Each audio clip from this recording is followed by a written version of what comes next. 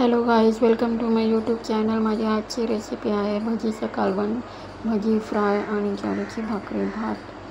त्याच्यात मी इथे कांदा घेतलेला, त्याच्यामध्ये थोडी मिरची टाकते, कोथिंबीर, हळद, जिरं आणि थोडंसं ओवा टाकते.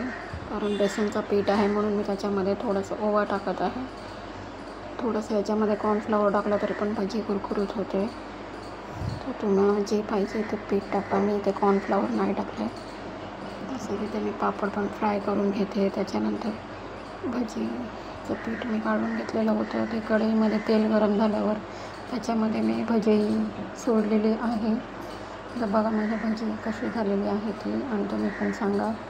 त्याच्यानंतर इथे मी भाकरी बनवण्यासाठी प्रथम प्लेटमध्ये थोडंसं मीठ टाकलं आणि थोडंसं पीठ घ्यायचं, कारण आम्हाला 1-2 भाकरीच लागतात. तसं मी पीठ घेत आहे.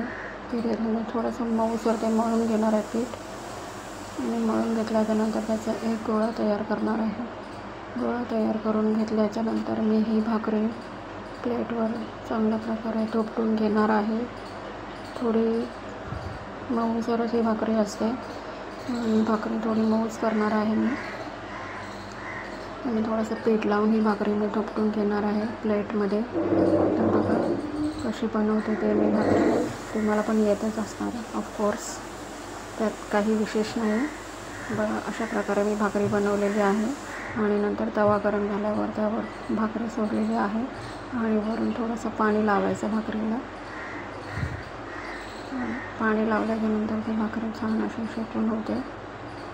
बघा इथे सगळ्या साईडला पाणी लावताना काही चटका वगैरे लागत नाही. थोडंसं आपलं पाणी लावायचं आहे. त्याच्यानंतर उलटण्याने परतून घ्यायचं आहे. आणि नंतर मी एक कढई घेतलेली आहे. कढईमध्ये थोडंसं तेल टाकलेलं आहे. तेल टाकल्याच्यानंतर थोडंसं मोहरी टाकणार आहे. मोहरी टाकल्याच्यानंतर कढीपत्ता, लसूण, कांदा असं मी टाकणार आहे. थोडंसं मीठ टाकणार आहे कांदा लवकर ब्राऊन होण्यासाठी. त्यानंतर मसाला, मीठ, हळद असं मी टाकणार आहे. आणि मिश्रण एकजीव करून झाल्याच्यानंतर त्याच्यामध्ये मी थोडंसं पाणी टाकणार आहे. पाणी उकळी आल्याच्यानंतर त्याच्यामध्ये जी भजी फ्राय केलेली होती ते मी त्याच्यामध्ये सोडणार आहे आणि चमच्याने वर खाली अशी करून घेणार आहे.